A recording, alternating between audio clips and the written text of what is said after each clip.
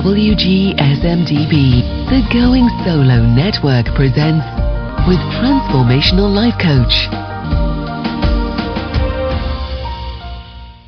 Well, hello, good morning, good evening, good afternoon, everybody, and thank you for joining us. You're listening to the Manifest Your Ideal Life show with me, Angela Kane, and my very dear friend and colleague, Mary Tudor. And you are also listening to WGSN-DB on the Going Solo Network. And today, this morning, well, it's morning for us, for Mary and I, this morning we're going to be talking about how you do that, how you actually manifest your ideal life. And so for the listeners that perhaps haven't heard me speak before, and probably not Mary either, we're going to take you right back to basics this morning. So we're going to discuss the very basic steps as to how you start to manifest your ideal life. Both Mary and I are in the middle of the process of manifesting lots and lots of stuff at the moment, and of course we're manifesting 24/7 anyway, but Mary and I are both consciously manifesting things in our life at the moment. So I will just let you say hello to Mary, and then let's see where this conversation takes us this morning. Are you there, Mary? Hi Angela, and hi everybody who's listening today. Great to be starting this new show. It's a very, very exciting time for so many of us at the moment. We're being invited to live at the leading edge of what it means to be a human being, and to just expand our lives and just to see what the potential is all about. Very exciting time. Quantum physics coming together with spirituality. Yeah. It's a huge topic. Absolutely huge it's topic. Massive, isn't it, Mary? And it feels just great to actually say, let's start by taking our listeners back to some fundamentals, because I dare say we've got some people listening who go, what's manifesting all about? What do you mean when you talk about energy? And we've got some listeners who'll be going, oh, come on, I know that stuff. Let's just get on to something greater. Yeah. And I think if we could start with some real basic things, that would be a nice place. Yeah, I think so too, Mary. And I think even though, even if we've got some listeners that are really experienced with spirituality and energy work, I think, it's always the best place to be, and I know for me, is to have my learner head on. And I think, we think we know things, and I know I certainly think I know things, and then I think, but have I embodied them? Am I living it? And if you're not living your ideal life at the moment, then I'm sure that however much you are aware and however much you know, I'm sure you'll find some nuggets of information that will really, really help you as we go along on this journey together. I couldn't agree more with that, Angela. It's astonishing the number of times I'll end up in and shall I call it an interesting situation? And I think, how did I get myself here? And I think, okay, deep breath, Mary. Go back to base principle. What's the base principle? You know absolutely in every bone of your body that everything is energy. Everything in our outer world is energy. So the chair I sit on is made of energy. The glass in the window that I'm looking through is made of energy. So everything in the outer world is made of energy, but also everything in my inner world. So my thoughts, my feelings, my belief, my moods, my movements, all those things, they too are made of energy. And just looking at how I control or choose to be with those things, and how I choose to interact with those things, it just is a wonderful playground of exploration.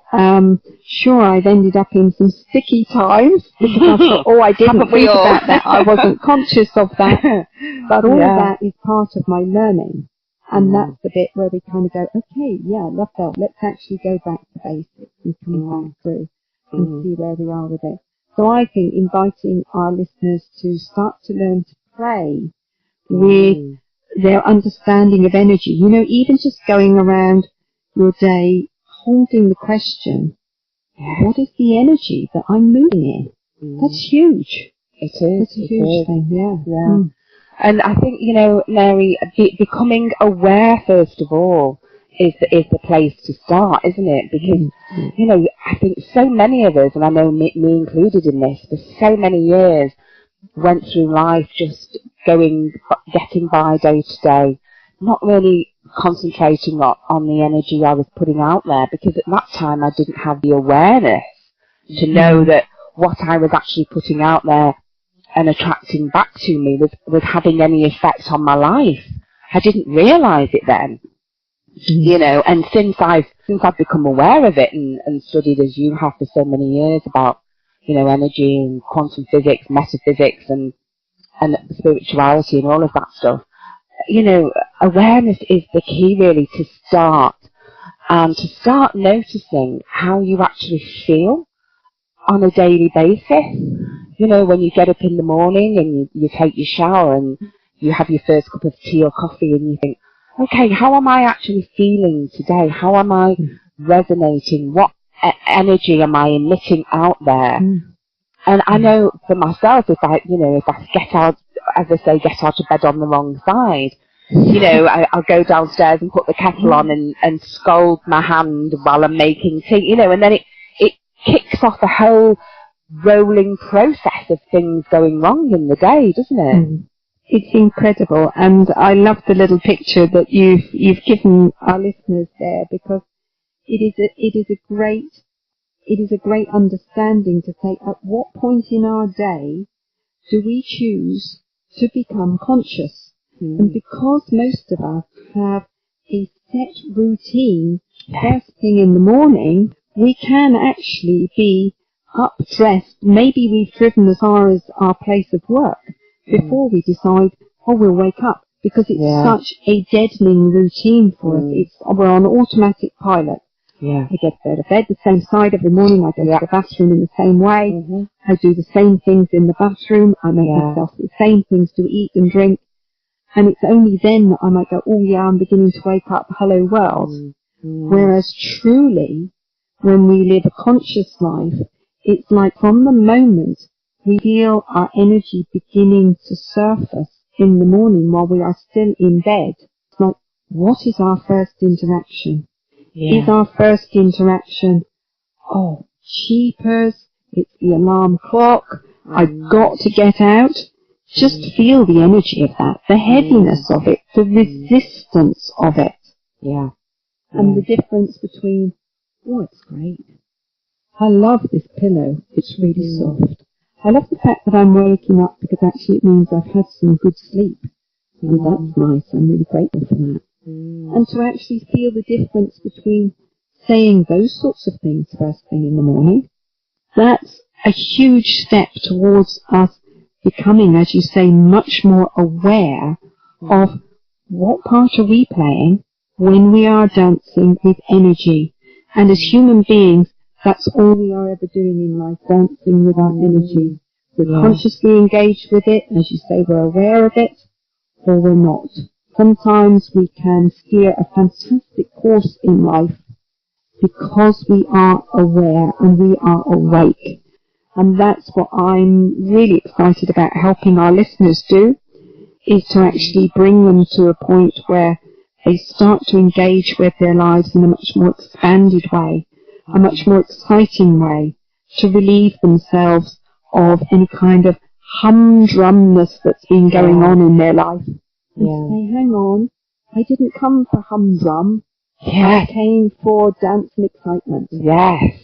And greatness. Where is my place? Where is my place in this?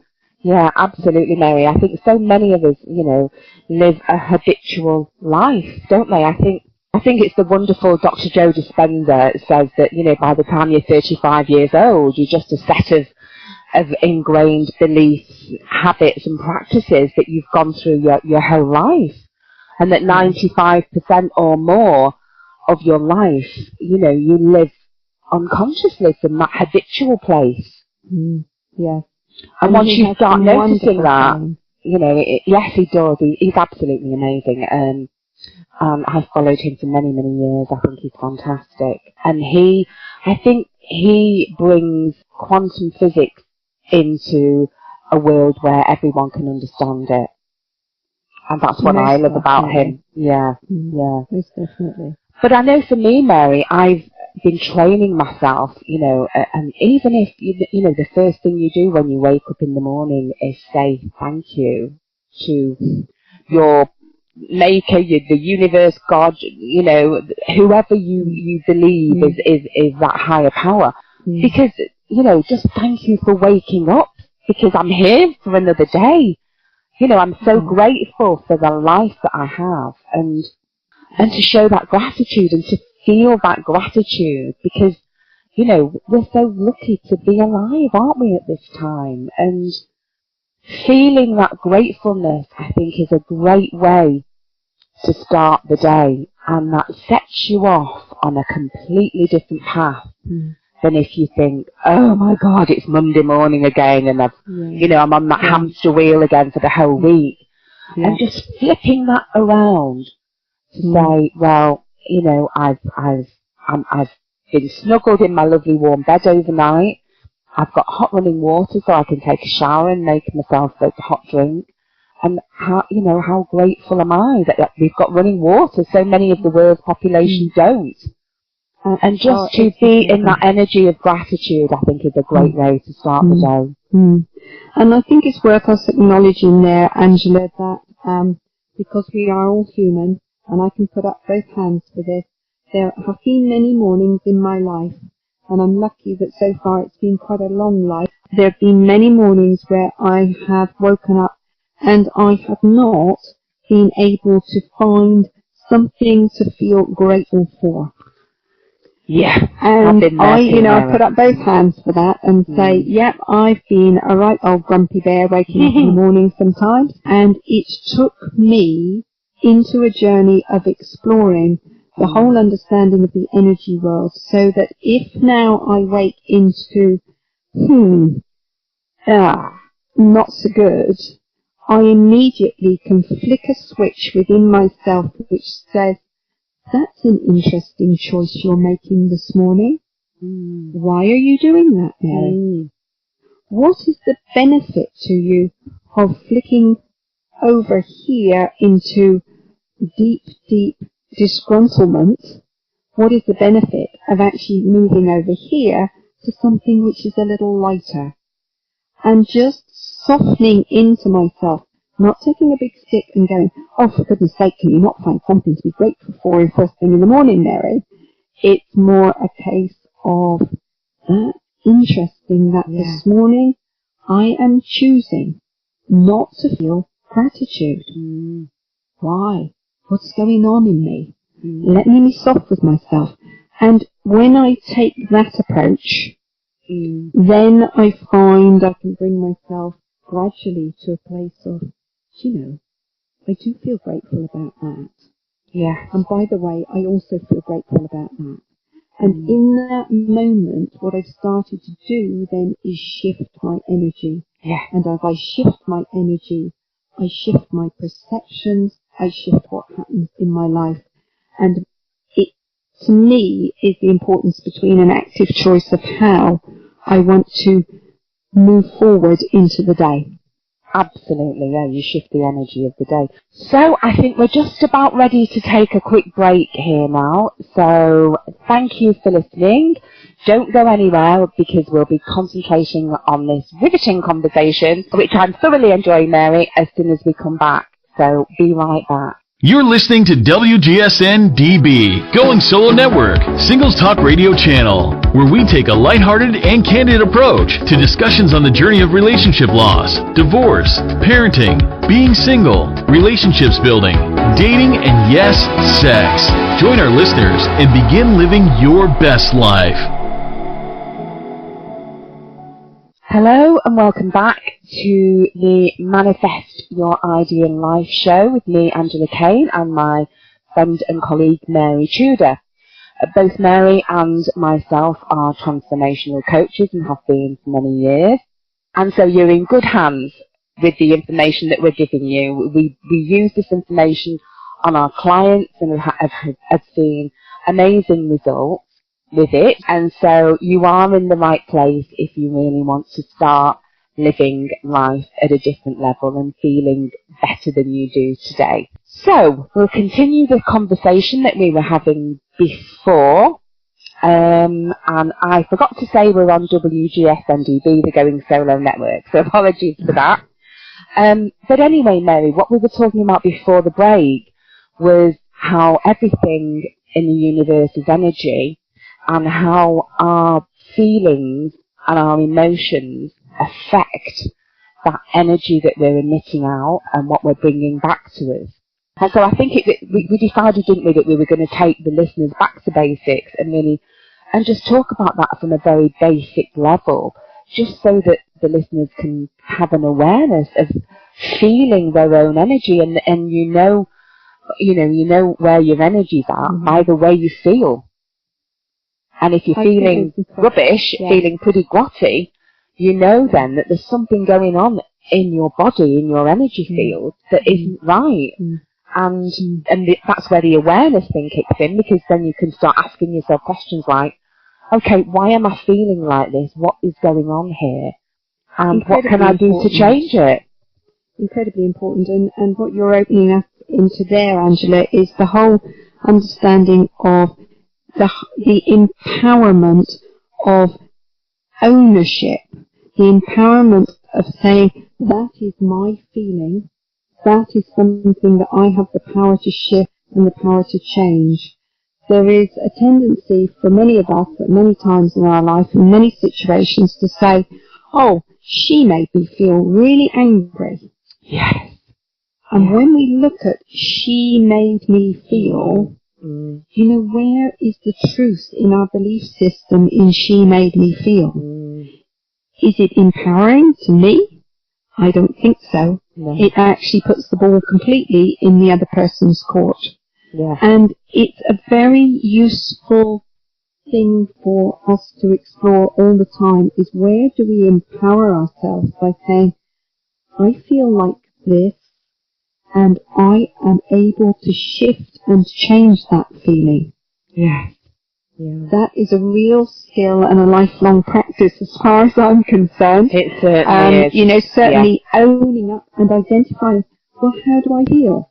And sometimes I can't pinpoint it for myself, and I just have to say, well, does it feel good or does it feel bad? Yeah. And I go, okay, that feels bad. And you go, okay, well, could you find a thought that would help you feel better? A bit better, yeah. A bit better, because that's all it takes, is one little bit better to enable our vibration to be shifted. Yeah. If we think about it, as human beings, we are simply walking towers emitting vibrations all the time. We are signaling all the time. And when I'm signaling grumpy bear, that's what's coming out of me. That will either send the world away from me, because a lot of people will go, not interested in that, thank you. Yeah. Or it will actually draw to me people of a similar nature. And so I find that I'm in a group with other disgruntled people. Yeah. And if I'm not careful, I enter their disgruntled conversations and their disgruntled world. Yeah. So what you've started as an opening of our conversation here about the awareness of what is our thinking about, what is our feeling about, is so important as a practice for us on a day-to-day basis. Really, really vital to say, how do I feel? Yeah. Why am I feeling that way?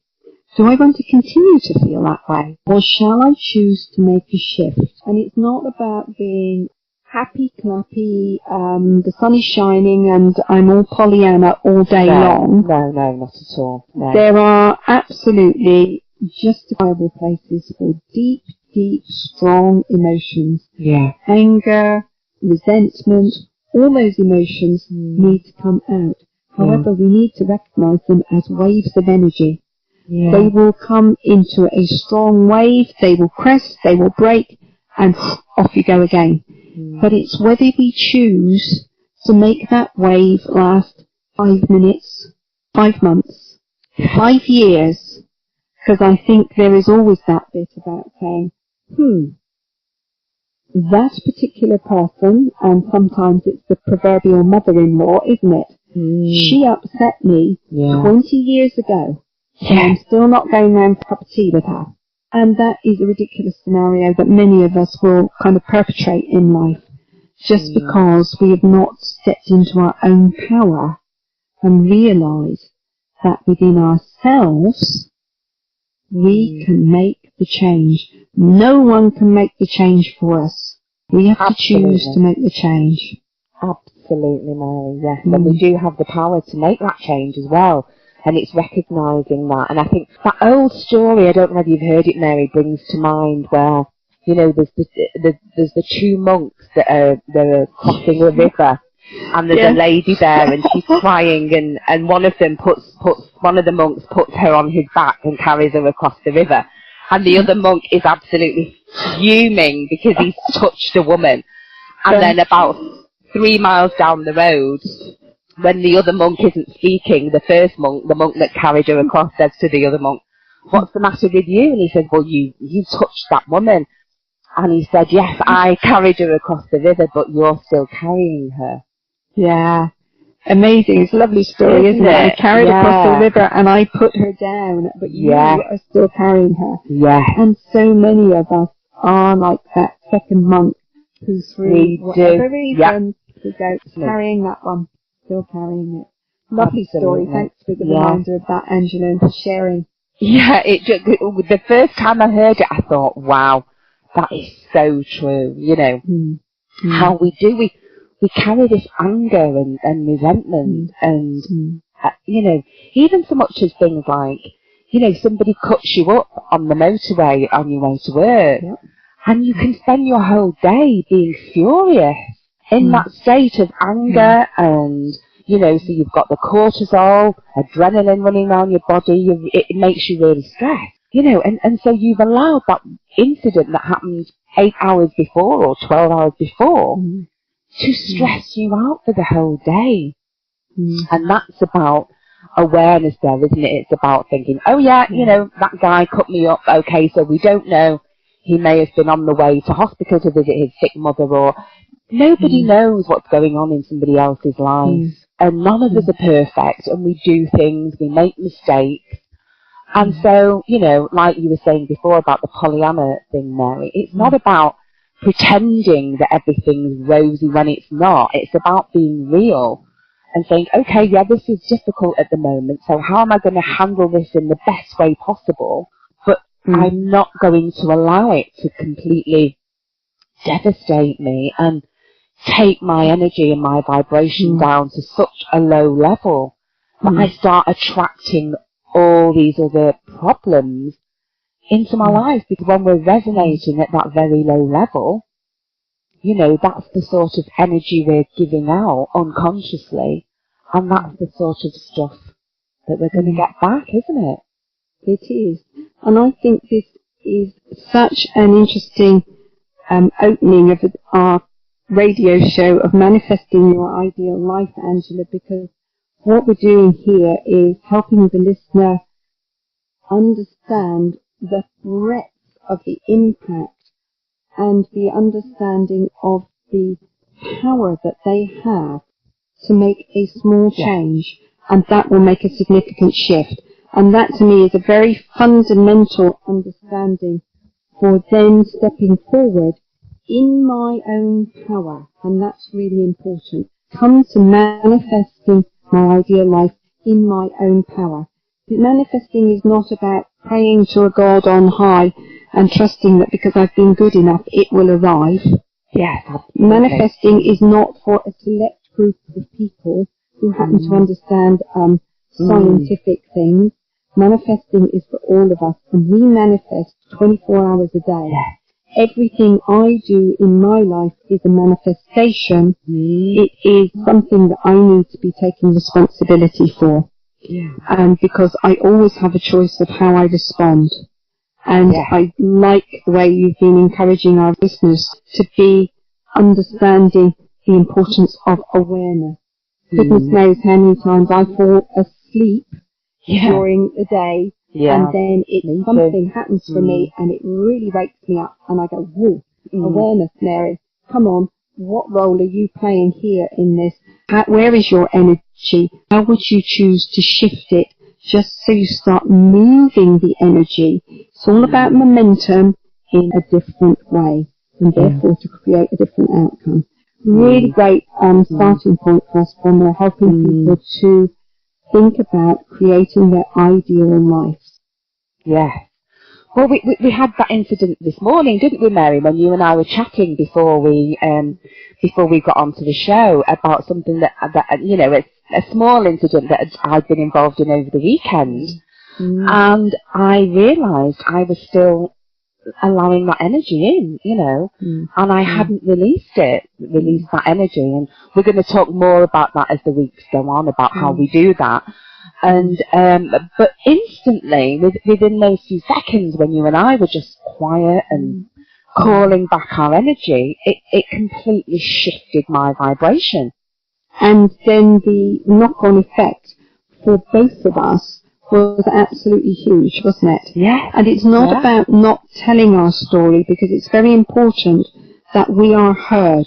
Yeah. That is part of the energy flow. It's not about saying, you know, that's irritating me, but I won't speak about it because it will lower my vibration. That's right. It's finding a way to actually speak about it in a safe environment where you can feel that you are heard, but just like the monk that has crossed the river with the young lady on his back, it's the bit about saying, I will actually carry my story until I know it is heard, and then I will put it down. Yeah. And sometimes it only takes taking a piece of pen and paper and writing out my story, which might only take me 5 minutes. And then it's like, I've done that. I have heard myself. I've put it down. Now let's move on, please. Yeah. Absolutely. And thinking about that, Mary, as we've been talking about awareness this morning, I was thinking about, you know, for our listeners, a tool that they could use, that I know we both use in our coaching practices, is the Wheel of Life. And that's ideal. When you take the time to just, you know, complete that, write down about what's going on in each of the areas of your life and look at it. I know every single one of my clients that have done this have been shocked at the results when they've actually taken the time to fill it out, join the dots and think, oh my goodness, no wonder I'm unhappy in this area, or, you know, I'm not moving forward as I want to be. And that is a real eye-opener, isn't it, to actually see it there in black and white. And, you know, we're aiming for a complete circle, and very often, in fact, most of the time, it's nothing like a circle, you know. And so I think that would be a really good tool for our listeners to try out. And we could have a word with Cece and perhaps leave a copy on the site, or get a copy available anyway for the people that would like to use it. And they could have a go at that. And then they could always email us and let us know the results.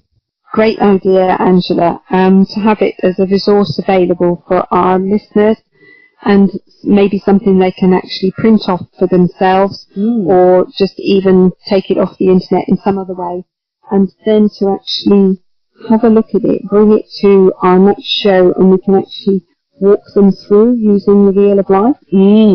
Yes. Yeah, that's a great idea. Yeah. So we will look at that, and unfortunately I think the time has come for us to say goodbye for this particular show. Goodness me, that's gone so quick, Mary, hasn't it? Always flies by when you're enjoying yourself. It does, yeah, and I've thoroughly enjoyed our conversation this morning, and I know for me as well, it's always a great reminder to take everything back to basics, isn't it? And you know, so for the rest of the day, I know I'm going to be super aware of my own energy, my own feelings, and whether I'm, you know, feeling in my own power, or whether I've given it away to somebody else. And it's a practice that if our listeners are happy to engage with that between now and the next time they listen to us, I can absolutely 100% guarantee to them they will start making some incredible shifts in their life. Oh, But yes. as you say, awareness is such a fundamental key Without to a doubt. moving towards manifesting your ideal life. Yes. Bless you. Thank you, Angela. Yeah, It's been thank great you. this morning. And so with that, we will leave you until next week. So somehow we will find a way of getting this Wheel of Life tool available to you. And I would just like to say thank you so much for joining us today. I hope that you've enjoyed the conversation this morning, and I hope that you have got something out of it. And thanks to you, Mary, as well, for joining in. And we will both look forward to talking to you again next week. You've been listening to the Manifest Your Ideal Life show with me, Angela Kane, and my friend and colleague Mary Tudor, and on WGSN-DB, the Going Solo Network. So thank you again, everyone. Take care, and bye for now.